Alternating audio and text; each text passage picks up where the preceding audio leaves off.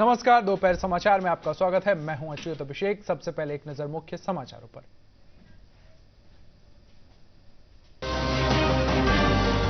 शहादत दिवस के अवसर पर 7 शहीदों को देश कर रहा है नमन। सप्तमूर्ति पर बिहार के राज्यपाल और मुख्यमंत्री ने किया माल्यार्पण।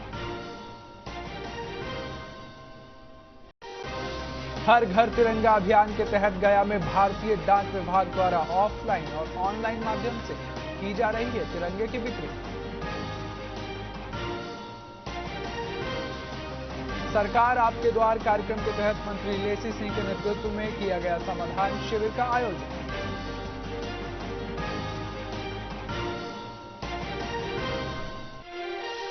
पटना सहित कई जिलों में कल रात जमकर हुई बारिश। प्रदेश में गंगा नदी कई जगहों पर खतरे के निशान से ऊपर।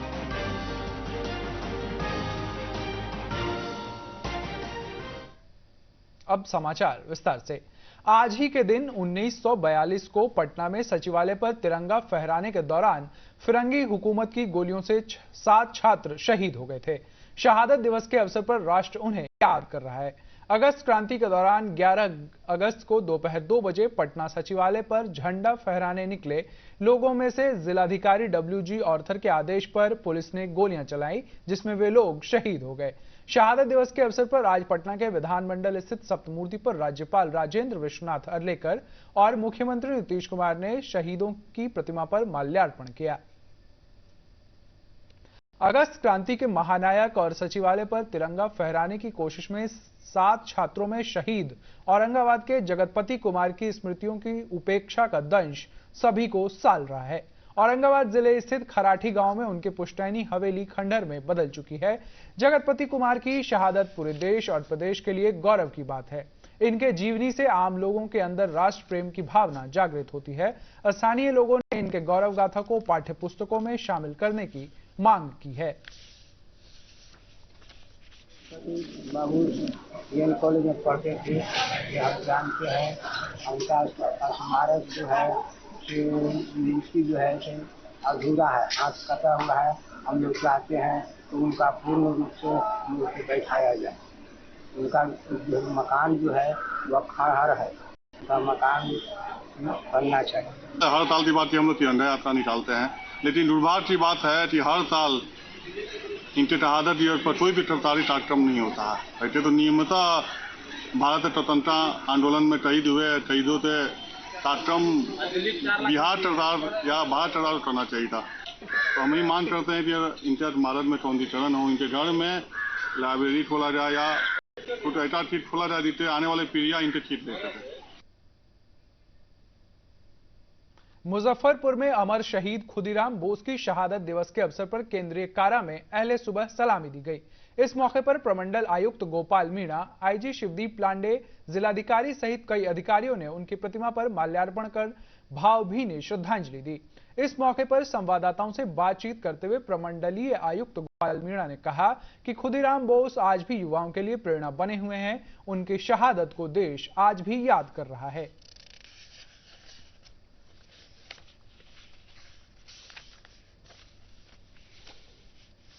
उम्र में ही देशभक्ति की भावना 15 साल में समझ ही नहीं होता रहे। उसमें 15 साल में वो इस काम के लिए कूद पड़े थे और 17 साल में लगभग उन्होंने बलिदान दे दिया। सर्वोच्च बलिदान, अपनी जान कुर्बानी कर दी। हम लोग सच्ची श्रद्धांजलि देने के लिए एकत्रित हैं और हम सभी लोगों को भी उस भावना को अपने जहन में बिठा के रखना चाहिए कि देश की जब सेवा करने की जरूरत पड़े तो हमें तन मन धन से करना चाहिए। एक बार विदाई दे मां घूरे आसी, हांसी हांसी पड़ी वो फांसी, देखबे जोगुतवासी।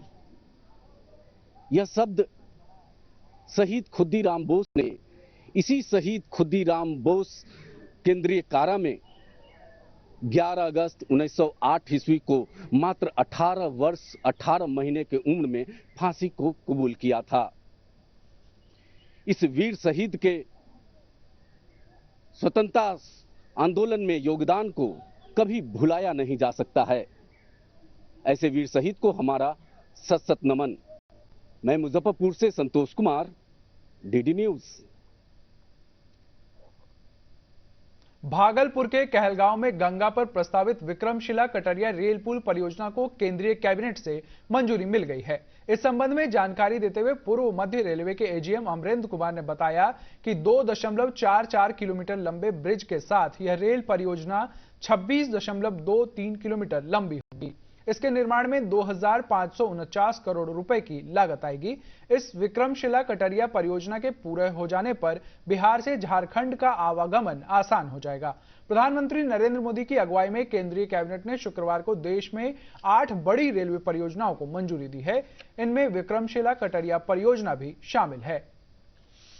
और भागलपुर के अराउंड आसपास जो मिनरल बेल्ट्स है और जो स्टोन चिप्स के माइंस हैं, उसको वहां से ले जाने में सुविधा होगी। ये जो प्रोजेक्ट है करीब 2,549 करोड़ का प्रोजेक्ट है, तो इससे इसके कंस्ट्रक्शन में भी लोगों को वहां रोजगार मिलेगा। इसके बाद वहां पे जो मिनरल का हमारा एक्सप्लॉयटेशन बढ़ेगा, उससे भी लोगों को रोजगार मिलेगा और उस एरिया में विकास की संभावनाएं बढ़ेंगी। प्रधानमंत्री नरेंद्र मोदी के आह्वान पर हर घर तिरंगा कार्यक्रम पूरे देश में चलाया जा रहा है। इसी कड़ी में गया में भारतीय डाक विभाग द्वारा सभी डाकघरों में ऑफलाइन और ऑनलाइन माध्यम से तिरंगे की बिक्री की जा रही है। तिरंगे की कीमत मात्र 25 रुपए रखी गई है। प्रधान डाकघर के सहायक प्रवीण कुमार ने बताया कि गया जिले में 12,000 तिरंगा झंडा प्राप्त हुआ है। झंडे को जिले के सभी डाकघरों में उपलब्ध करा दिया गया है।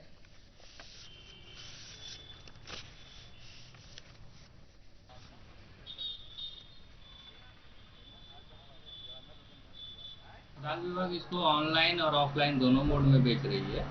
ये झंडा उपलब्ध है हमारे ऑनलाइन मोड में भी, ऑफलाइन मोड में भी।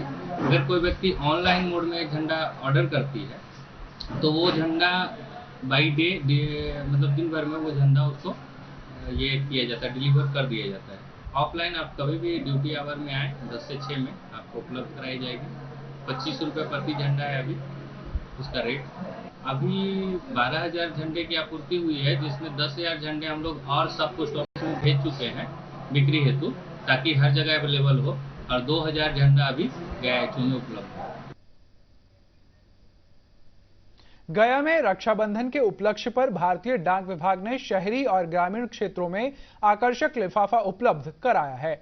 इस उपलक्ष्य पर प्रधान डाकघर सहायक प्रवीण कुमार ने बताया कि डाकघर रक्षाबंधन को लेकर विशेष तैयारियां कर रहा है। इसके तहत 2 दर्जन कारीगरों को राखी बनाने का प्रशिक्षण दिया जा रहा है। उन्होंने कहा कि रक्षाबंधन को लेकर मुख्य डाकघर में 2 काउंटर बनाए गए हैं। रक्षाबंधन के लिए राखी का लिफाफा, स्पेशल लिफाफा उपलब्ध है, जो 2 रेट में उपलब्ध है, 5 रुपये और 10 रुपये, जो वाटर प्रूफ लिफाफा होता है। हम लोग 2 काउंटर चला रहे हैं, जिसका स्पेशल है वो 2।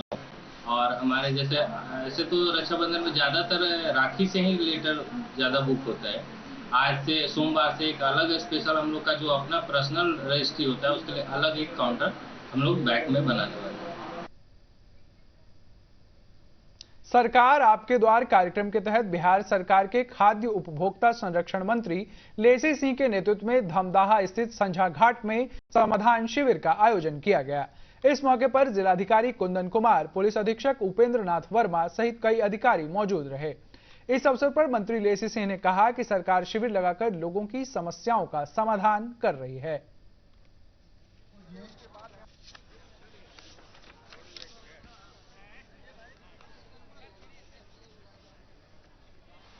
यहाँ पर समाधान शिविर लगाया है, तो ये हम लोगों ने तय किया कि विभिन्न स्तर पर जो पदाधिकारी हैं सभी को गांव में ले जाके 4-5 पंचायत पर एक समाधान शिविर का आयोजन करें और वहां पर जो गरीब जनता है, जिनकी जो आवश्यकता है, वहीं आवेदन देंगे और महीने दिन के अंदर, 15 दिन के अंदर जो काम होने वाला है उस काम का समाधान करा के लोगों तक पहुंचाए। यही उद्देश्य है कि गरीब गुरबा का निर्बाध ढंग से काम हो।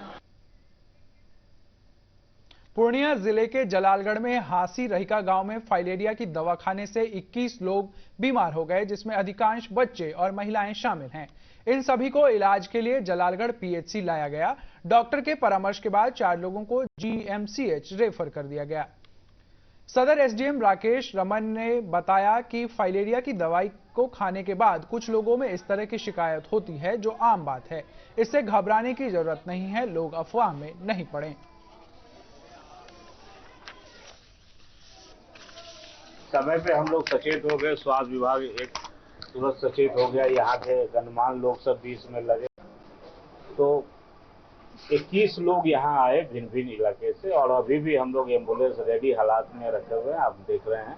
और फिर यहाँ पानी वगैरह सिरिंज चलता है। थोड़ी देर के बाद कई लोगों को तो हम लोगों ने रिलीज कर दिया, तो स्वस्थ थे। 4 की स्थिति सही नहीं दिख रही थी यहाँ पे, तो उसको हम लोगों ने पूर्णिया कॉलेज रेफर किया। वहाँ भी स्थिति समझ जाएगी, उनको रिमूव कर दें। हमारे डीएम साहब तो पहले से ही सचेत थे कि इसके बाद आप लोग सब अलर्ट रहिएगा, ऐसी हल्की फुल्की चीजें आ सकती है। तो ये सामान्य चीज है। और इसमें अभी यहाँ 17 हैं, 4 गए हैं जिला में। पटना स्थित विद्यापति भवन में असम मिथिला महोत्सव का आयोजन किया गया। इस कार्यक्रम के मुख्य अतिथि आईपीएस विकास वैभव ने कहा कि मिथिला और असम की संस्कृतियों में कई समानताएं देखी जाती हैं। इस मौके पर चेतना समिति के अध्यक्ष ने कहा कि कार्यक्रम का मुख्य उद्देश्य असम और मिथिला की संस्कृतियों का आपस में आदान प्रदान करना है। इस मौके पर कलाकारों ने सांस्कृतिक गतिविधि प्रस्तुत की।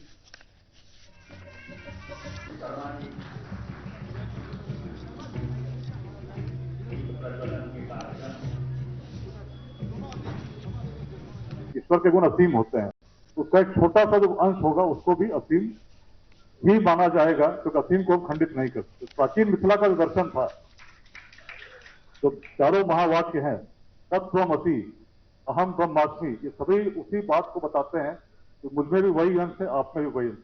और जिस संस्कृति में ऐसी सोच आ जाए, उस प्रश्नों के लिए कहीं और नहीं जाती, चिंतन करती है, मनन करती है, और तब ऐसी उत्कृष्टता को प्राप्त करती है। आदि शंकर केरल से चलते हैं और उन्हें अपने दिग्विजय यात्रा में उस तथ्य तक पहुंचना है जहां वेदांत को स्थापित करें, मिथिला की ओर आना पड़ता है। एक प्राचीन भूमि जिसने सांस्कृतिक उत्कर्ष को उस रूप में वेदांत को प्राप्त किया, निश्चित है इसके संबंध अन्य भागों से रहे। और भारत की एकता के लिए बहुत आवश्यक सूत्रों को हम समझें। चाहे असम हो, बहुत अच्छी बात लगी, कैसे हम लोग आगे उड़ीसा से, बंगाल से इस प्रकार की बातों को करें। निश्चित एक मतेक के एक सांस्कृतिक एकता उन सभी के बीच है, और मिथिला का बहुत महत्वपूर्ण महत्व है। आज मन अत्यंत प्रसन्न भ गेल। प्रदेश में पिछले कई दिनों से मानसून सक्रिय है। पटना सहित कई जिलों में लगातार बारिश हो रही है।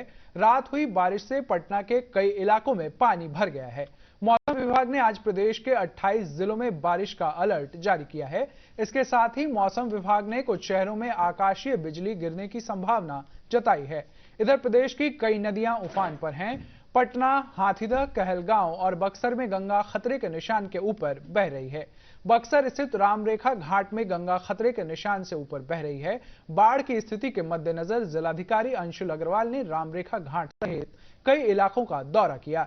इस मौके पर जिलाधिकारी ने बताया कि सतर्कता के तहत गंगा नदी में नाव परिचालन पर रोक लगा दी गई है। वहीं प्रशासन द्वारा बाढ़ प्रभावित इलाके में लगातार पानी कम करने का प्रयास किया जा रहा है। गंगा का जल स्तर प्रत्याशित स्तर पर और जो कि अपेक्षित भी था पर अगस्त के दूसरे सप्ताह में बक्सर जिले में गंगा का जल स्तर अमूमन अपने उच्चतम स्तर पर पहुंचता है।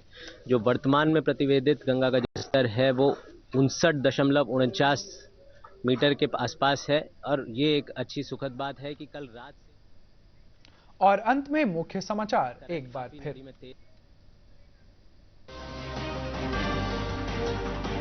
शहादत दिवस के अवसर पर 7 शहीदों को देश कर रहा है नमन। सप्तमूर्ति पर बिहार के राज्यपाल और मुख्यमंत्री ने किया माल्यार्पण। हर घर तिरंगा अभियान के तहत गया में भारतीय डाक विभाग द्वारा ऑफलाइन और ऑनलाइन माध्यम से की जा रही है तिरंगे की बिक्री।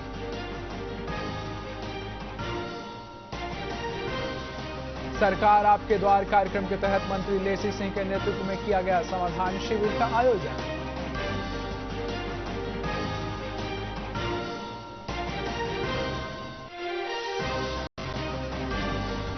और पटना सहित कई जिलों में कल रात जमकर हुई बारिश। प्रदेश में गंगा नदी कई जगहों पर खतरे के निशान से ऊपर।